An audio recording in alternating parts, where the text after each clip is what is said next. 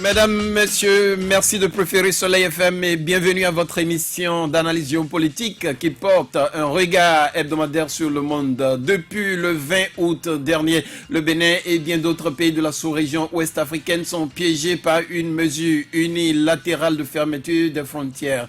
Les économies déjà balbutiantes de certains de ces pays voisins du Nigeria n'ont pas pu résister longtemps au choc frontal et à l'anémie de cette décision des autorités du Nigeria, provoquant ainsi le ralentissement de la vie des populations concernées. La zone de surveillance de 20 km créée le long de la frontière par les autorités nigérianes, pour enrayer toute velléité d'infiltration des contrebandiers de l'essence frelatée, semble avoir définitivement scellé le sort d'une économie béninoise fortement dépendante du grand voisin de l'Est.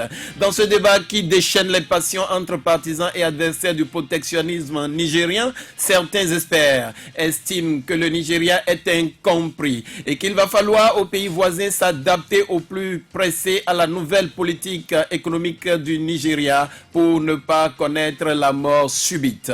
Pour mieux comprendre le Nigeria et ses objectifs, nous recevons aujourd'hui le professeur Okal Moussa. Il est ancien ministre des Affaires étrangères, de la francophonie, de l'intégration africaine et des Béninois de l'extérieur.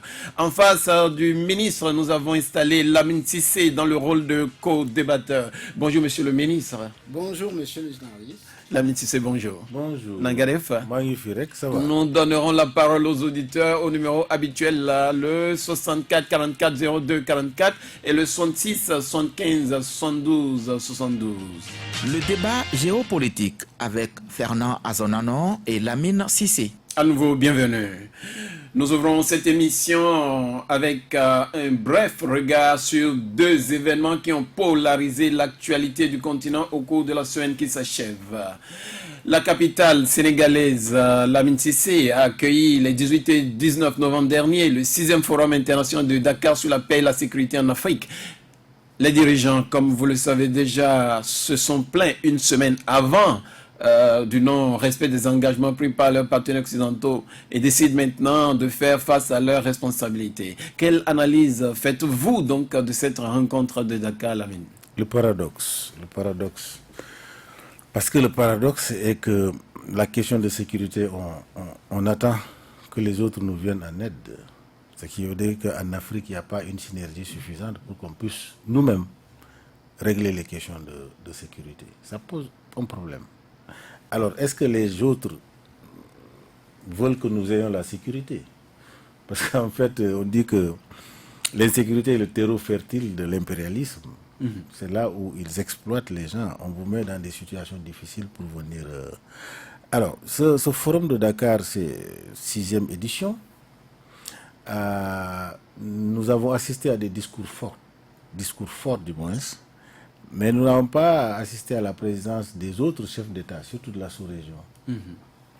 Mais et comment vous l'expliquez? Des panels... comment l'expliquez-vous? Peut-être que, tu sais, on a comment ça s'appelle ça là? On a le truc là, l'Organisation pour la sécurité en Afrique de l'Ouest contre le terrorisme. Ce qu'on appelle le Sen Sahel ou quelque chose comme ça. Mais je crois que c'est un contrat... Le G5 Sahel, vous voulez dire? Le G5, voilà, le G5 Sahel, exactement. Parce qu'il y a tellement d'organisations que quelquefois c'est confus dans la tête. Alors, parallèlement à cela, il y a ce forum qui s'organise. Et en même temps, dans la même semaine, il y avait le forum de la paix qui était organisé à Paris. Absolument. Donc, il y a tellement de forums qui dit quoi. Alors, je crois que les gens pensent qu'il faut alléger le bailleur. Il faut aller en France, c'est eux qui donnent de l'argent, que de venir se promener à Dakar.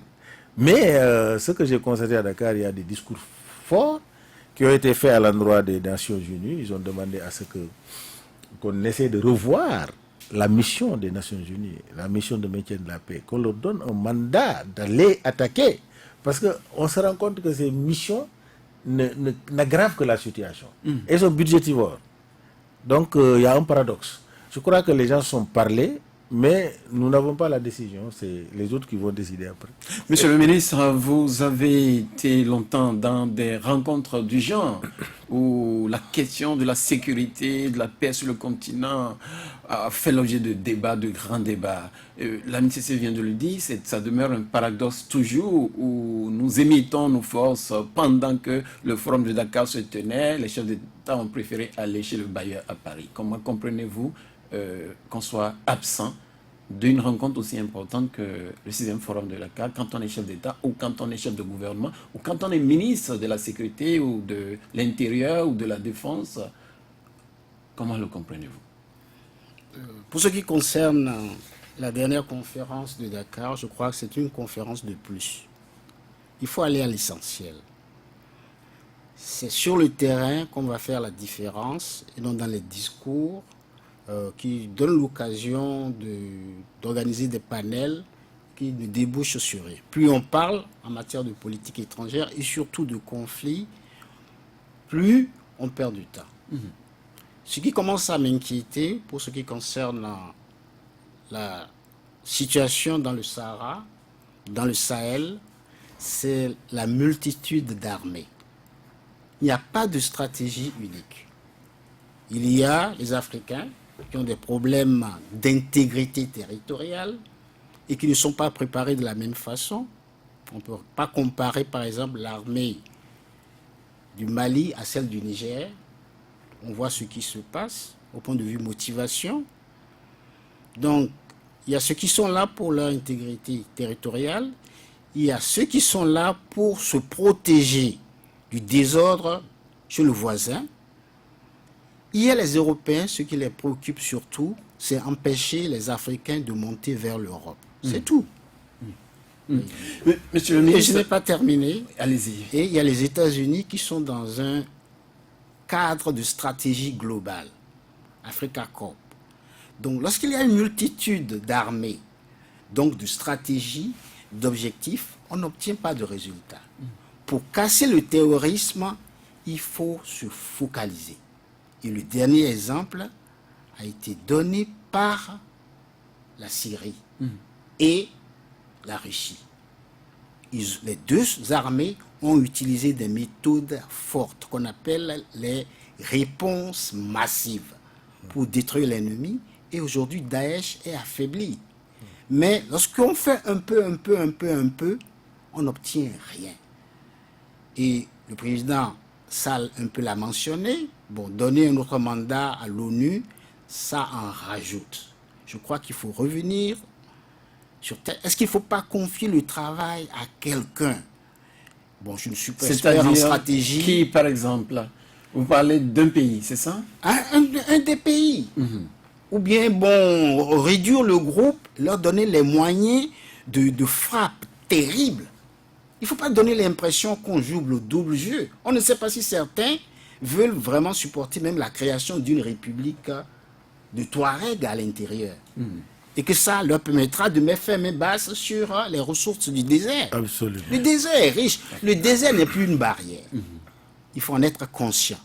On traverse le désert comme on peut traverser même la forêt. Et même plus facilement, puisque dans le désert, il fait frais la nuit. Donc, vous vous déplacez la nuit, pendant le jour, vous vous cachez. Et donc, le désert n'est plus une barrière, ça a des ressources. La preuve, le Bénin va recevoir beaucoup de ressources, rien que le pétrole venant du désert du Niger.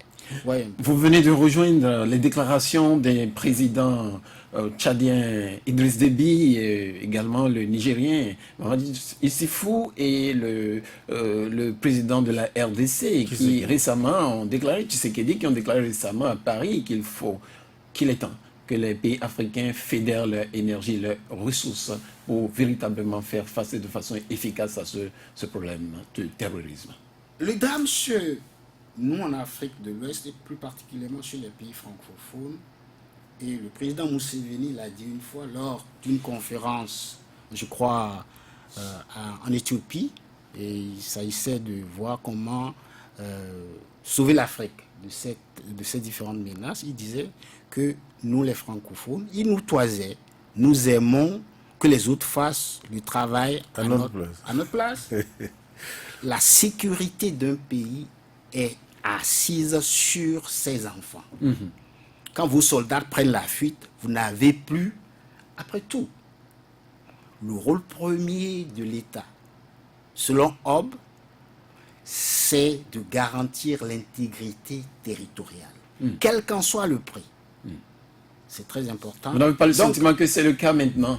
mais si les jeunes viennent faire le travail à votre place. Nous allons évoluer dans ce débat. Le deuxième sujet, c'est Amadou, l'ancien président de l'Assemblée nationale du Niger et principal opposant au régime du président Issoufou Mahamadou, qui a été arrêté lundi dernier à Niamey. Il était retourné dans son pays le jeudi 14 novembre 2019 après 3 ans d'exil, dont une bonne partie passée à Cotonou. Serait-il parvenu à un deal avec le pouvoir en place? Quel avenir politique lui réserve cette nouvelle incarcération, Lamine Sissé? Ama Amadou, je crois que on a fait assez d'émissions sur Soleil FM. Vous l'avez côtoyé un peu? Sika TV. Vous l'avez côtoyé pendant son séjour au Bénin? Non, Ama Amadou, je le défendais, je ne savais même pas qu'il était à Cotonou. J'ai fait 1 an et demi à défendre. Parce que ce n'est pas Ama Amadou que je défends, c'est le système contre lequel je m'érige. Je me mets contre un système qui prive les populations de leur démocratie. Parce qu'en fait, on est en train d'assister à un système de coup d'État par la loi. Les gens s'assoient pour créer des lois, pour écarter tel ou tel opposant, parce que tout simplement, il est extrêmement populaire. Mais les faits sont clairs, Lamine Sissé. Les faits sont clairs, les faits qui lui sont reprochés. Non, ils ne sont pas clairs. Il n'y a pas de plaignant. Je ne veux pas aller dans le débat juridique, mais il n'y a pas quelqu'un qui est venu pour dire j'ai perdu un bébé. Je crois que la Cour de justice de la CEDEAO a déjà tranché dans une de ses décisions où on a clairement dit que Ama Amadou a été privé de ses droits. Et on a même demandé à l'État nigérien de le dédommager à hauteur de 3 milliards de francs CFA. Parce que les procédures ne se sont pas engagées en respectant la Constitution. Ils l'ont engagé en se respectant eux-mêmes, leur désir, leur propre volonté. Vous estimez que c'est juste pour l'éliminer de la course? Oui, parce qu'il est extrêmement populaire à l'intérieur comme à l'extérieur du pays. Ça, j'en ai des preuves, je sais, et les Nigériens le savent. Quand il est retourné tout à l'heure là, il n'a même pas annoncé qu'il vienne, mais l'effervescence, il y a des gens qui sont venus dormir dans sa maison. Maintenant, je pense que... Est-ce qu'il y a eu un deal? Est-ce qu'il y a eu un deal? Non, je pense que le président Youssoufou voudrait aller vers la réconciliation, parce qu'il a appelé à un dialogue national. Ce dialogue national ne peut pas se faire tant que les fils et les filles du pays se réunissent autour de ce qu'on appelle le Niger. C'est dans cette dynamique qu'ils sont. D'ailleurs, ils ont convoqué la conférence des leaders de partis de l'opposition pour discuter sur des thèmes de référence. Je crois que c'est dans cette dynamique que Ama Amadou est parti. Et à l'occasion de la mort de sa maman, oui, paix à son âme. Et cette maman, quand il était à la mort de sa maman, mais toute l'autorité, le président Youssoufou était à l'extérieur du pays, mais du premier ministre au ministre, tout le monde est allé présenter les condoléances. Ils ont accompagné la maman comme si Ama Amadou était au Niger. C'est un très beau geste. Et quand il est reparti, Ama Amadou lui-même, mais toutes les autorités sont venues lui présenter leurs condoléances. Et le président Youssoufou a pris son téléphone pour l'appeler, pour présenter ses condoléances. Est-ce que vous envisagez ou vous entrevoyez à travers ces gestes quand même un avenir radieux, un avenir certain pour Amadou? Non, pas pour Ama Amadou, c'est pour le Niger. Mon problème, c'est pas Ama Amadou, c'est pour le Niger. Tu sais, quand on parle de Ama Amadou, on parle des millions de Nigériens qui sont derrière lui, qui sont dans son parti, qui sont acquis à sa cause. Je dis, ce monsieur-là, il est redoutablement un homme d'État. Celui qui a, depuis Séni Kounché, il a été son directeur de cabinet. Il a été le directeur de cabinet de Tandia pendant 10 ans. Il a été président de l'Assemblée nationale. Mais quand même, une expertise aussi importante dans un pays. Il ne faut pas le gaspiller. Il ne faut pas le mettre à l'exil. Merci Lamine Sissé. Nous allons avancer dans l'émission. Ce n'est pas le sujet principal. Monsieur le ministre, un mot sur le retour de Ama Amadou dans son pays. Je veux dire, de l'exil en prison. Cela se comprend. Nous sommes à la veille d'élections très importantes au Niger. Et ce qui est unique, c'est que le président actuel ne sera pas candidat. Donc le jeu est ouvert. Ama Amadou, comme il a à le dire M. Cissé, est un homme incontournable. Il est là depuis. Il connaît les arcanes du pouvoir. Mais le plus important aussi, c'est que le vote est ethnique en Afrique. Au Niger, il y a deux grandes ethnies. D'abord, il y a les Haoussa. Légèrement. Les Haoussa qui peuvent avoir le vote automatique. Il suffit que les Haoussa votent en grande majorité. Et puis le président sera toujours comme Ousmane, comme Tandja, sera Haoussa. Mais le président actuel étant Haoussa ne se présente pas. Son dauphin n'est pas Haoussa. C'est Bazoum. À partir de ce moment-là, J'ai ouvert. le jeu est ouvert parce que le vote de l'autre ethnie, c'est-à-dire les Germains, ira presque automatiquement aux partisans de Ama Amadou. Mais est-ce que vous craignez que les tests, puisque Lamine le disait tantôt, soient manipulés de manière à l'éliminer, puisqu'il est déjà condamné? Il peut être éliminé et revenir. Rien n'est définitif. Si ses partisans prennent le pouvoir, c'est celui qui est là qui change les textes. Vous comprenez? Merci, monsieur le ministre. Nous allons évoluer dans cette émission et nous abordons le dossier principal de l'émission de ce jour. Comme vous le savez, il se déroule actuellement un spectacle étrange entre le Nigeria et ses voisins immédiats. Le cas du Bénin prend l'allure d'un véritable bras de fer, frontière fermée par les autorités du Nigeria depuis le 20 août dernier. Des incursions répétées de forces armées nigérianes sur le territoire béninois, des tentatives de médiation de la CEDEAO qui tardent à dégeler la crise. Pendant que les voisins se plaignent de l'influence étouffante du Nigeria, ce dernier se positionne en victime et se plaint aussi de n'avoir pas été compris. Dites-nous, monsieur le ministre Okanla, dites-nous quelle est la particularité de ce pays qu'on appelle le Nigeria et qui doit comprendre qui finalement dans cette crise? Tout d'abord, nous avons été habitués à avoir une vision, une compréhension erronée du Nigeria. Le Nigeria est un pays qui renvoie souvent à l'image de Lagos, des pannes, mais c'est un pays très sérieux. Les slums, les taudis. Oui. Au point de vue de la gestion des affaires publiques, les Nigérians sont les plus sérieux parmi les plus sérieux de la sous-région. Tout est calculé. Il y a des institutions qui participent à la formulation de la politique qui n'existent nulle part. Pour ce qui concerne la politique étrangère du Nigeria, elle a une origine. La première politique étrangère qui a pris en charge l'Afrique de l'Ouest est née à la fin de la guerre du Biafra.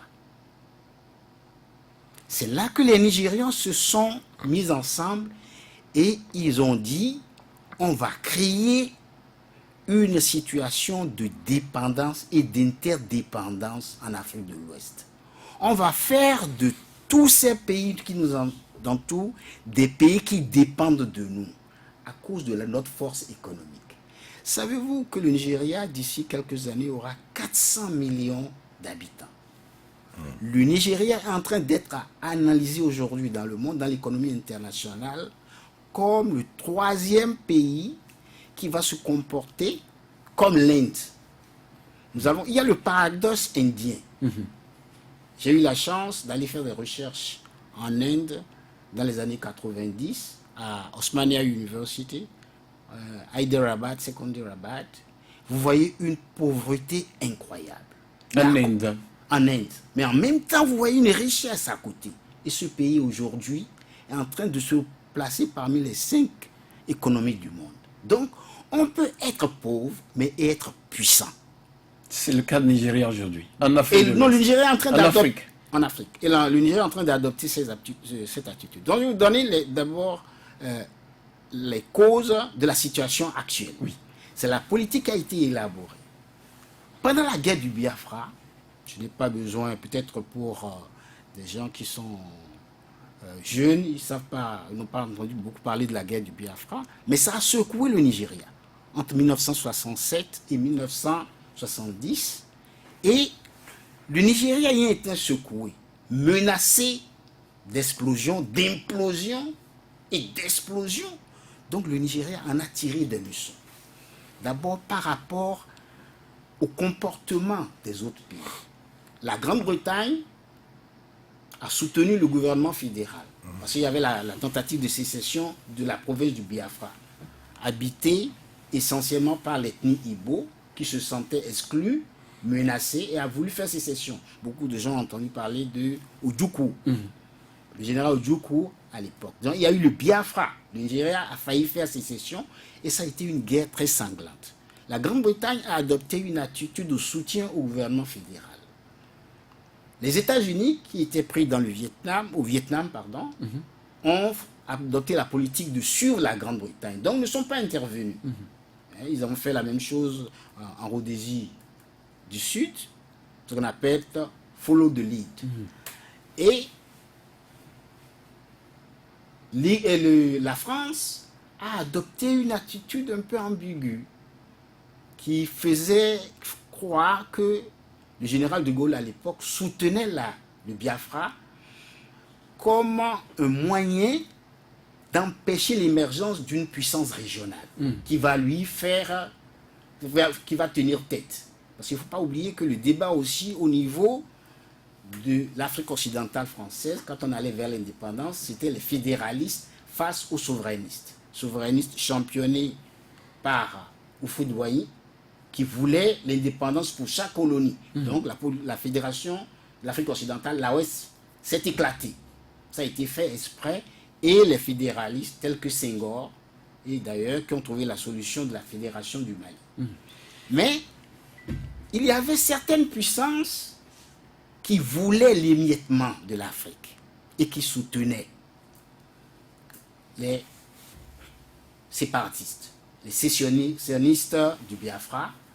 Et la stratégie qui a été adoptée, c'était de diviser l'OUA à l'époque. L'Union africaine d'aujourd'hui s'appelait l'OUA. Donc l'OUA a été divisée. On a vu des pays comme la Côte d'Ivoire soutenir les sécessionnistes. On a vu le Gabon soutenir les sécessionnistes, plus ou moins indirectement parce que c'était assez sérieux, et la Tanzanie. Et on a aussi mélangé à cette stratégie la politique humanitaire en disant qu'on tue les enfants du Biafra. Alors, le Bénin même, le Dahomey d'alors, a eu même des problèmes parce qu'on a pensé qu'on soutenait, parce qu'un avion a atterri ici à Cotonou et on a dit que cet avion transportait des armes en direction du Biafra. Et ça nous a créé des tensions. Alors, donc la leçon que le Nigeria en a tirée, tout juste après la fin de la guerre, le Nigeria a dit attention, l'ennemi est dans la maison, la mort est dans la maison, comme on dit chez nous les Yoruba, et l'ennemi est derrière la clôture. Donc il faut que je gère l'Afrique de l'Ouest. Il faut que je projette ma force. Donc entre 1970 et mi-1972, le Nigeria a réuni des experts, universitaires, diplomates, certains sont mes amis, qu'on a réunis à Lagos. On va dire, on va élaborer une politique de puissance régionale pour l'Afrique de l'Ouest. Intéressant ce que vous dites. Lors de la préparation de cette émission, professeur, nous sommes tombés sur un document d'archives qui rappelle les critères économiques, sociaux et politiques sur lesquels l'ancienne métropole britannique a établi l'octroi de l'indépendance au Nigeria. Et il était exigé au Nigeria, à l'instar des autres anciennes colonies britanniques, 4 critères pour accéder à l'indépendance. De posséder des institutions politiques susceptibles d'assurer un bon gouvernement, une équipe dirigeante capable d'utiliser ces institutions pour le bien public et non d'en abuser. Le deuxième critère, c'était d'accepter d'une façon générale l'idée que le pays, le Nigeria, n'appartient pas à une seule race ou une seule communauté, mais que des droits de toutes les races et communautés du pays doivent être sauvegardés. Troisième critère, c'était d'assurer à sa population un niveau de vie raisonnable et de poursuivre une politique permettant de garder la confiance de tous ceux dont les capitaux et efforts peuvent contribuer à la prospérité future. Et c'est de cette prospérité future que vous venez de parler justement. Et le dernier critère, c'était de disposer d'un nombre suffisant de personnes expérimentées, de cadres éduqués pour étoffer la fonction publique et demeurer efficace et impartial. Donc, ces critères définis par le colonisateur pendant l'accession du Nigeria à l'indépendance ont continué à forger le géant que nous avons aujourd'hui, professeur. C'est ce que vous confirmez? L'État est une institution. L'État est une institution. Les hommes qui sont là l'animent pour quelques années. Ils viennent faire leur numéro et ils continuent. Donc quand les institutions sont fortes, comme l'a eu à le dire le président Obama, et quand l'élite a été formée à gérer cette institution... On est sûr d'avancer vers l'objectif final. Oui, même si les choses ne vont pas pour le moment, l'État est là, solide. C'est quoi l'État? Selon Hobbes, c'est nous qui avons décidé de confier la gestion de nos affaires à une institution. Et quel est le rôle des dirigeants? C'est de défendre l'intérêt national. Ça, c'est depuis Machiavel. Il y a la raison d'État. Donc, dans la culture anglophone, on a appris aux gens à respecter ces institutions. Regardez le Ghana. Je suis là, je fais mon temps et je continue les institutions. Donc, la notion d'État au Nigeria est très solide. Quelle que soit la pagaille que certains, vous excusez le terme, que certains observent à certains niveaux. Merci, monsieur le ministre. Lamine Cissé, je reviens à toi rapidement. Mais vous venez d'entendre le ministre Okanla Moussa qui vient d'élaborer, disons, longuement sur l'origine et les différentes étapes qui ont conduit le Nigeria au géant que nous avons aujourd'hui. Mais le président Buhari, à son investiture le 29 mai 2015, a annoncé une politique centrée sur la relance de l'économie, la lutte contre le terrorisme et la lutte contre la corruption. Et nous voyons tout cela se décliner aujourd'hui à travers cette politique qui est en cours de consolidation et dont le ministre vient de nous parler. Lamine. Oui, mais j'ai l'impression que le ministre, il n'est pas sorti de la diplomatie jusqu'à présent. Il n'est plus en fonction, mais excusez-moi. J'ai l'impression qu'il fait la diplomatie parce que la France, c'est la France qui était le fournisseur des armes dans la guerre du Biafra. Il soutenait complètement l'indépendance du Biafra en passant par la Côte d'Ivoire et le Gabon. Ça, c'était clair et net. C'est-à-dire, c'est sans embâche. N'eût été, n'est-ce pas, même Londres, les British étaient pour la séparation. C'est après qu'ils ont révisé leur position, parce qu'en fait, les généraux Côte d'Ivoire aujourd'hui, les Buhari, les Obasanjo, etc., c'est eux qui se sont mis à fédérer. Je vais rapidement intervenir sur ce oui, si vous permettez. C'est pour Lamine Cissé de c'est pour relancer le débat. Oui, allez-y, Lamine Cissé. Vous avez raison. Alors donc, vous voyez, le Nigeria, 400 millions d'ethnies, plus de 400 ethnies. Mais quand même, je crois que moi, je dis le Nigeria, dans le roman que j'ai écrit, j'ai dit le Nigeria est un modèle. On doit choisir le Nigeria comme un modèle pour l'Union africaine. Monsieur Lamine Cissé, je rappelle que vous êtes effectivement écrivain, auteur du livre Les effets des causes cachées, que je conseille d'ailleurs à monsieur le ministre et à tous nos auditeurs qui nous suivent, les téléspectateurs. Monsieur le ministre, vous voulez réagir? Oui, justement, vous avez souligné un point. Oui.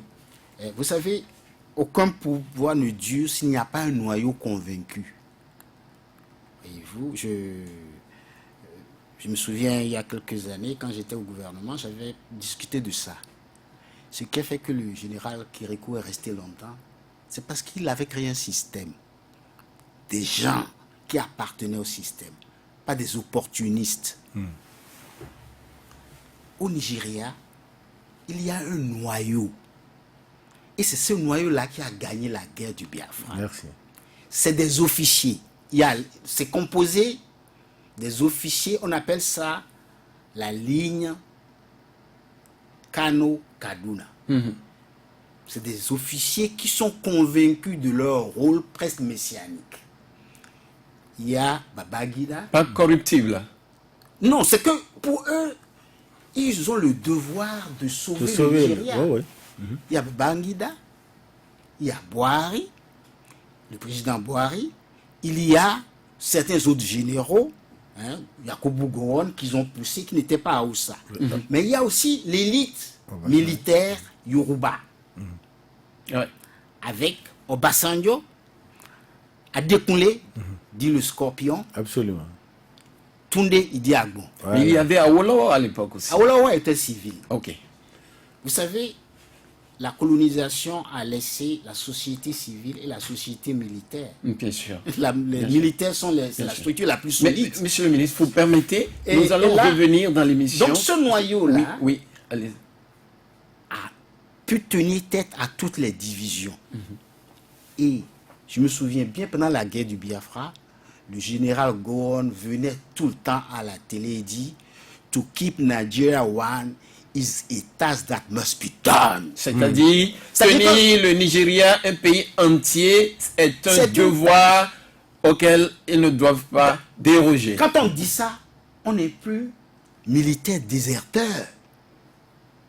Merci. Vous savez ça? Merci, monsieur le ministre. Monsieur le ministre, il y a plus sérieux que ça. Plusieurs experts estiment que la crise entre le Nigeria et le Bénin aujourd'hui est profonde et va au-delà de la simple fermeture des frontières. Par exemple, dans le domaine économique et de la modernisation des infrastructures, plusieurs innovations stratégiques sont en cours au Nigeria dont on ne parle pas assez. On n'a pas entendu les gens parler de ça. On savait que les 2 terminaux portuaires de Cotonou ont possédé pendant longtemps des avantages logistiques vis-à-vis de leurs concurrents nigériens. Par exemple, celui de Tinkan et celui d'Apapa que nous connaissons tous. Mais désormais, ça va changer puisqu'il y a l'avènement des travaux de mise en service du train à conteneurs Lagos-Kano qui est prévu pour 2021. Mais on parle aussi d'un port sec à Kano en cours de réalisation et surtout la construction d'un nouveau terminal à Lekki au sud-est de Lagos cette année même 2019. Sans oublier des plans prévus pour construire un port à conteneurs à Badagry juste à la frontière avec le Bénin et tout cela. À tout cela, il faut ajouter l'entrée en vigueur depuis le 1er janvier 2015 du trafic extérieur commun, le TEC de la CEDEAO, en lieu et place du TEC de l'UOMA, qui constitue une étape majeure dans la mise en place d'une union douanière commune. Quand le Nigeria finira, achèvera toutes ces infrastructures, que deviendra le Bénin? D'abord, il faut que je fasse rapidement le point Oui, des conséquences sur le Bénin de la politique des années 70, Oui. Consécutive à la guerre du Biafra. Ça nous a rendus dépendants du Nigeria jusqu'à ce jour. jusqu'à ce jour. Cette politique a fait que nous avons construit un port pour la réexportation. Nous avons transformé notre économie en entrepôt. C'est ça que le professeur Higué a écrit. L'État entrepôt. Donc on vient entreposer les choses ici. Et la douane a basé ses recettes sur ce qui doit être réexporté au Nigeria. Donc nous avons construit notre économie sur le plan structurel. Qu'est-ce qui nous a manqué? Non, Des attendez, attendez. stratèges? Le Des dan- stratèges? le danger, c'est que ça a créé des intérêts ici. On a tout de suite vu une classe de réexportateurs. Et ça profite à qui? Non, ça profite à ces gens-là d'abord.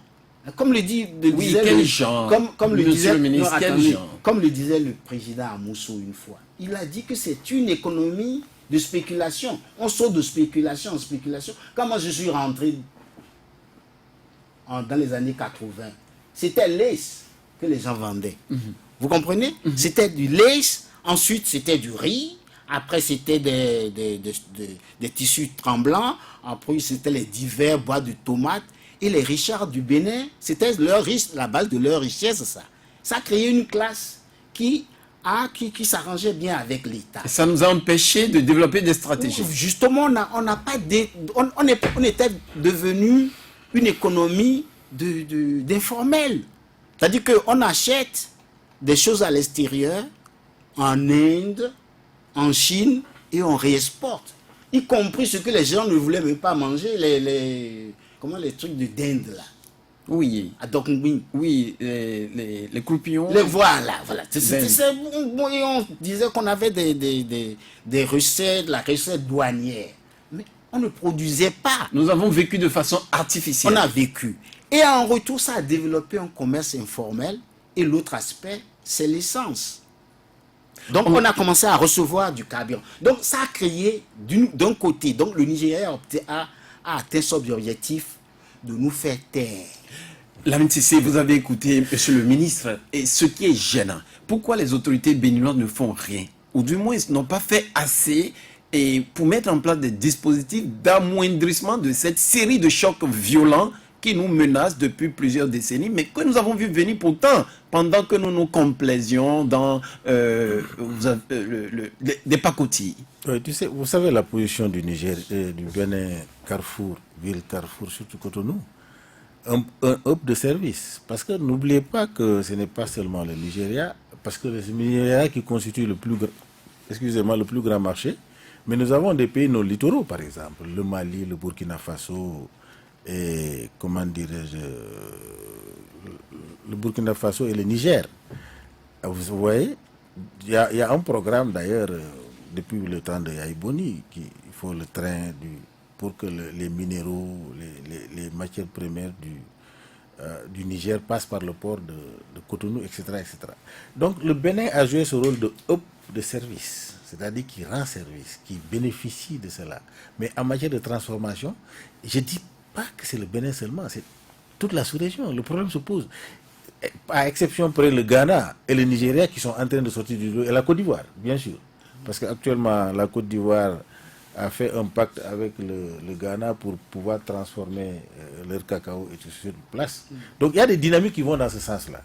Je crois que le problème qui se pose actuellement, j'ai vu le président Talon lui-même, quand il est venu du Nigeria, il a dit, bon, il faut dire la vérité, le Nigeria, évidemment, il faut que nous serrons la ceinture et transformions localement pour vendre. Est-ce que vous avez l'impression que les gens ont compris, que tout le monde a compris aujourd'hui? Est-ce qu'on se met à l'évidence? Oui, mais c'est ce qui nous amène à faire ce débat-là. C'est pour amener les auditeurs à mieux comprendre. Parce que quand un auditeur comprend, il fait comprendre les autres.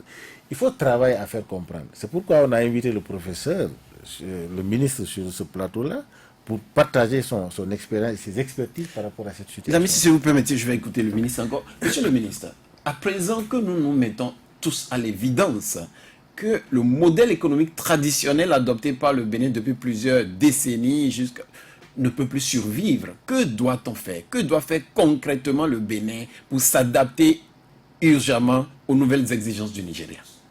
D'abord, je vais dire rapidement un mot sur la nouvelle politique économique du Nigeria. C'est une politique qu'elle est en train de copier de la Chine. Les 20 premières années de la Chine s'est refermée sur elle-même pour tout produire à des prix. Donc le Nigeria aussi veut produire ce qu'on appelle l'industrialisation par substitution.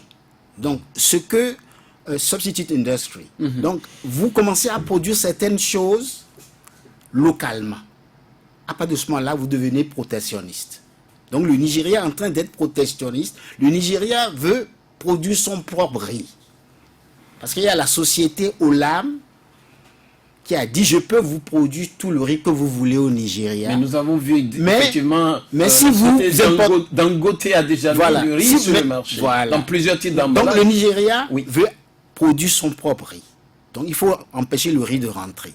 Le Nigeria veut produire sa propre concentré de tomates. Fait des emballages de voitures, de montage de voitures. Il faut savoir, le Nigeria veut faire comme la Chine avant de s'ouvrir. Deng Xiaoping, jusqu'en 1970, la Chine s'est refermée sur elle-même et ça a développé des efforts. Parce qu'on dit que c'est dans la souffrance. Or, pour les Nigériens, c'est la souffrance, hein? Parce qu'ils ont pris des habitudes. Oui, c'est ça. Hein? J'ai des amis maintenant, ils disent, je ne peux plus manger le riz. Donc, je me tourne vers Eba, vers Amala, fait avec de l'igname. C'était la nourriture de base. Donc, il faut que les Béninois sachent que ce qui se passe au Nigeria, ce n'est pas pour quelque temps. À quand le grand réveil, le grand retour du géant, le prochain réveil du géant nigérien? Non, ils vont certainement faire des efforts pour produire. Et ils vont maintenir cette politique de fermeture. Et nous, étant donné qu'on était dépendants, qu'on a tout facilement, qu'on se fait de l'argent en vendant tout au Nigeria, c'est à nous de changer. Donc il y a des mesures à court terme au Bénin. C'est ce que nous voulons vous et des mesures Monsieur à le long ministre, terme. quelles sont les propositions de manière concrète? Qu'est-ce que le Bénin peut faire pour ne pas subir cette mort subite? Non, Excusez non. la répétition. Excusez la répétition. Non, Mais un pays ne meurt nous pas. vivons déjà le ralentissement dangereux. Non, un pays ne meurt pas comme ça. Je crois que les Béninois sont des gens résilients. Et bon, ils s'adaptent. Hein. Il y a des gens... Si vous avez l'habitude de consommer 20 litres d'essence par jour, vous commencez à réfléchir. Hein. Si vous avez une grosse voiture qui prend 25 au 100, peut-être qu'il faut commencer à couper le climatiseur. Ah Monsieur oui. le ministre, nous allons prendre les auditeurs dans 2 petites minutes. Je vous laisse terminer. Donc, sur rapidement. cette Donc, note. il y a les mesures immédiates. Les mesures immédiates, c'est ce qu'on appelle l'approche Kennedy Round. C'est-à-dire que vous négociez produit par produit. Donc, il faut que le Bénin commence à négocier les produits qui peuvent entrer au Nigeria. Parce que certains secteurs sont menacés. Les produits du cru, donc des produits fabriqués dans la sous-région, peuvent rentrer. Les tomates, mais il y a des gens qui sont endettés. Voyez-vous, il ne faut pas que ces secteurs meurent. Il faut que ceux qui ont l'habitude d'importer pour exporter au Nigeria se réadaptent. Et que le Bénin aussi calcule ses entrées fiscales par rapport à la nouvelle donne. Ça, c'est la première chose. Ça, c'est les mesures immédiates. Les mesures à long terme, la politique se pense. Nous avons besoin au Bénin d'un cadre institutionnel pour élaborer la politique étrangère du Bénin vis-à-vis du Nigeria et de toute la Qui sous-région, doit le faire? comme ils l'ont fait. Qui doit le faire? Mais celui à qui nous avons confié notre destin. Je ne sais pas s'il y a certains responsables au niveau du palais qui font des fiches chaque matin au chef de l'État pour lui dire voilà ce qui se passe dans le monde. Ça se passe dans tous les pays du monde. On va commencer par les États-Unis. Il y a le National Security Council, Council Advisor. C'est lui, vous arrivez, vous faites des fiches au chef de l'État. Le conseiller national chargé de la sécurité, c'est ça? Non, c'est souvent... Bon, tout d'abord, je conseil. dis, bon, il faut... je ne peux pas donner des conseils Oui. Au chef de l'État, mais tout le monde sait que tout président est entouré de conseillers. La façon de structurer et comment il les écoute, ça, c'est un autre problème. Parce que quand on travaille avec les autres à l'extérieur, on ne sait pas un jeu. Hein? Merci, nous allons ouvrir l'antenne aux auditeurs. Les numéros appelés, c'est le 64 44 02 44 et le 96 27 71 49. Premier auditeur en ligne, bonjour. Bonjour, monsieur Nali. Bonjour. Votre nom et vous appelez d'où? Monsieur Mohamed Bachi. Vous pouvez éloigner votre poste récepteur de vous pour la qualité de l'écoute et aller droit à vos questions. Nous n'avons pas beaucoup de temps. Allez-y, monsieur. Ok, merci beaucoup. Moi, ma question est, bon, je salue les invités. Et ma question est quoi? Et en Afrique, la vallée de l'Oubé, pardon, s'il vous plaît, en dehors de l'Égypte, on est le deuxième en Afrique, ne pas du même au monde. Juste là, le Bénin en a fait quoi? D'autant avec cette même vallée, nous pouvons développer ça et nourrir même le Nigeria à côté. Et nourrir le Nigeria. Juste là, nos intellectuels, nos cadres, nos politiques en ont fait quoi? Ils n'en ont jamais fait un bâton de pèlerin. Et là, c'est triste. C'est triste. Si le Nigeria aujourd'hui pense à disposition, ils en ont raison. Merci. Excusez-moi, monsieur le ministre, nos intellectuels, nos politiques n'anticipent pas. N'anticipent pas. Vous avez une question? Oui, bon, ma question est que,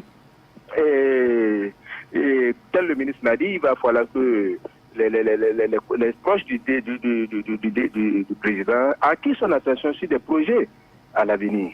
Parce que demain, le Nigeria fait qu'il ne peut pas nous donner le courant. Qu'est-ce qu'on va faire? On va dormir dans l'obscurité. Demain, si le pont de Porto Novo se coupe, c'est on va commencer par chercher la solution. C'est désolant. Merci bien. Belle remarque. Merci bien. Contribution. Nous allons prendre aussi le deuxième auditeur. Deuxième auditeur, bonjour. Bonjour, FM. Oui, bonjour. Je m'appelle Zachary Egouleti. Zachary Gouletti, vous avez la parole. Vous appelez d'où? J'appelle depuis Kaby. Oui. Je veux d'abord remercier cette invité. Très bel exposé. Je vous félicite. Aujourd'hui, je vais renchérir un peu en disant on n'a aucun intérêt à ce que le Nigeria soit déstabilisé. Le Nigeria est en train de se construire comme la Chine l'a fait. Et un Nigeria fort en Afrique, c'est déjà une avancée pour tous les pays africains. C'est très bien votre exposé. Qu'est-ce que c'est la force des États-Unis aujourd'hui? À un moment donné, ils ont dit non à la guerre de sécession. S'il y avait une sécession avait marché, les États-Unis ne seraient pas forts aujourd'hui. C'est pareil pour la guerre du Biafra. Si la guerre du Biafra avait marché, s'il y avait une sécession, le Nigeria ne serait pas fort aujourd'hui. Donc un Nigeria fort, c'est à l'avantage de tout le monde. Maintenant que nous, notre économie, c'est une économie dépendante du Nigeria. S'il vous plaît, messieurs les invités, qu'est-ce qu'il fallait faire aujourd'hui?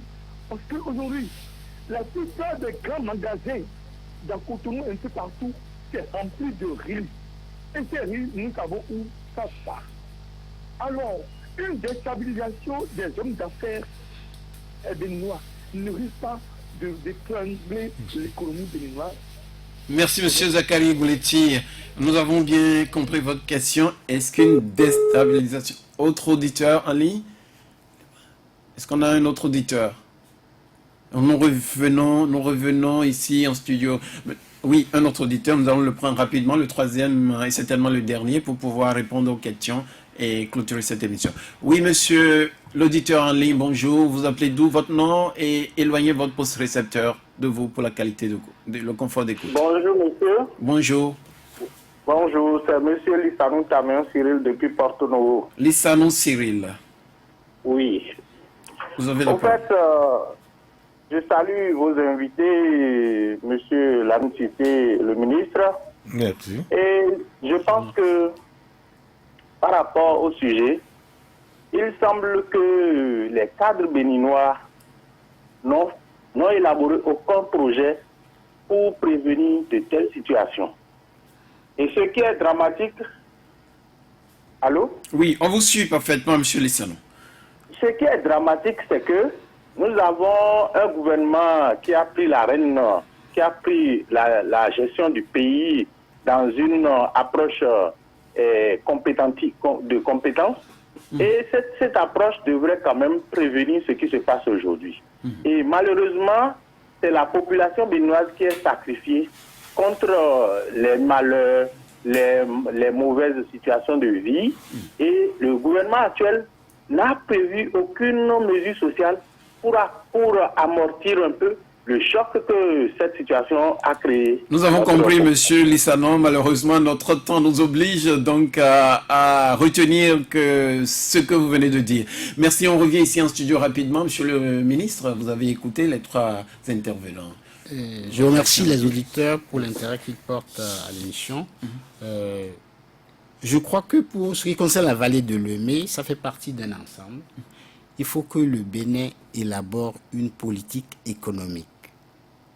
Il faut que le Bénin élabore une politique économique qui inclut tout cela. Le Bénin a déjà des potentiels. Il y a des potentiels et des potentialités pour mettre son agriculture à la disposition du Nigeria. Mais il faut une politique cohérente qui nous permette de jouer ce rôle. Le Nigeria nous a toujours dit « je peux acheter tout ce que vous voulez ». Parce qu'eux aussi, ils souffrent en ce moment. Lagos est plus proche de Porto Novo que de Kano. Donc, certains produits peuvent aller rapidement au Nigeria que d'attendre qu'ils viennent, par exemple, de Maiduguri. Très bien. Donc, nous allons avancer là-dessus. Il y a également deux autres intervenants. Lamine Cissé, vous voulez rapidement intervenir sur... Non, je crois que peut-être que c'est la mise en œuvre des programmes qui pose problème. Il y a des plans de programme.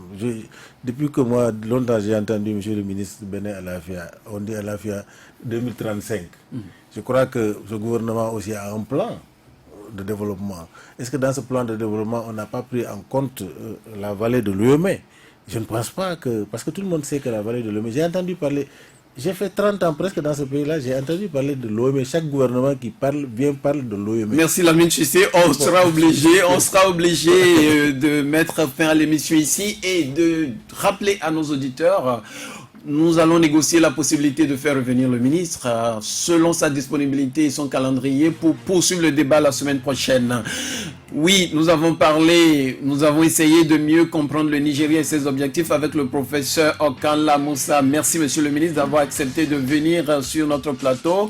Vous pouvez retrouver l'émission sur YouTube et sur podcast sur le site de Soleil FM à l'adresse www.soleilfmbenin.com. Merci de nous avoir suivis. Rendez-vous est pris pour la semaine prochaine pour poursuivre ce débat. Nous allons le poursuivre, nous allons le vider. Lamine Sissé, Fernand Zonanon, René Tatou, nous vous donnons rendez-vous donc samedi prochain à la même heure, même fréquence. Ne partez pas, dans quelques instants, vous suivrez le journal de la rédaction de Soleil FM.